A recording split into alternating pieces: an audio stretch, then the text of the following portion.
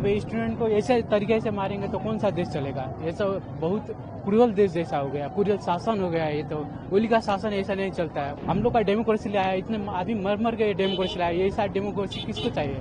किसी को डेमोक्रेसी ऐसा नहीं चाहिए। आप लोग देख रहे हैं संसद भवन कितना जल रहा है। यहीं पर नेता लोग अपना भ्रष्टाचारी लुकाते हैं, बैठे हैं। क्या हो रहा है देखिए। The youth over here, they won't be satisfied just by the resignation of Prime Minister. We need Prime Minister to be in front of the people and be sorry for all the killings that he has done yesterday. अब student को कल मार दिया गया, आप लोग देखिए 21-22, अब नंबर कितना है पता नहीं, 500 से जितना है सब इंजर्ड हुआ है। अब स्टूडेंट को ऐसे तरीके से मारेंगे तो कौन सा देश चलेगा? ये तो बहुत क्रूरल देश जैसा हो गया, क्रूरल शासन हो गया। ये तो ओली का शासन ऐसा नहीं चलता है, कोई देश में ऐसा नहीं चलता है। ये एशिया में ऐसा कम्युनिस्ट शासन जाता है, इतना छोटे देश में तो कैसे चलेगा?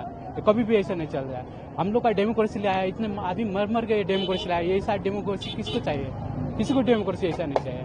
आप लोग देख रहे हैं संसद भवन कितना जल रहा है। यहीं पर नेता लोग अपना भ्रष्टाचारी लुकाते हैं, बैठे हैं। क्या हो रहा है देखिए। आज सभी नेता लोग का घमंड तो टूट ही गया है ना, आप लोग भी देख रहे हैं। जैसे आप लोग देख रहे हैं, आज हमारे नेपाल में संसद भवन ने पूरे जनता ने मिलके, जेनजी ने मिलके आज आग लगा दिया है। कल नेपाल पुलिस ने जितना ज्यादा किया है ना, कल कमती में 19 लोगों को, स्टूडेंट को नेपाल पुलिस ने गोली मारा, चुन चुन के गोली मारा। उसने गोली मारने का एक तरीका होता है ना, गोर में मार के उसे घायल कर देने का, पर वैसा नहीं किया उसने सीधा यहाँ पर मारा है, डायरेक्ट वो मर गया है। और ये सरकार ये जो हुआ है ना, ये इतना कुछ ये सोशल बैंडिंग के लेके नहीं हुआ है। हम लोगों को चाहिए यूथ लीडर चाहिए। अब हम लोग परिवर्तन खोज रहे हैं। The Prime Minister has resigned, but that is not enough. The youth over here, they won't be satisfied just by the resignation of Prime Minister. We need Prime Minister to be in front of the people and be sorry for all the killings that he has done yesterday. Our friends, more than 20 friends have been killed, and many of the youths have been injured.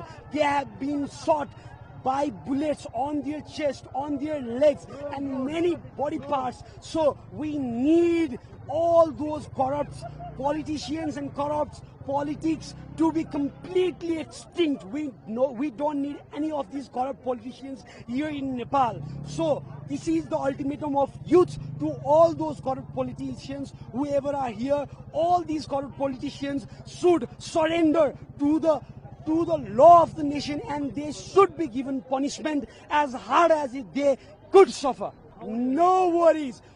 Our Nepali has been all around the world. We have listened that he has flew to Dubai. No worries. There are a lot of Nepalese people in Dubai. They will find him even if he dig and even if he get inside the hole or borrow the hole for himself.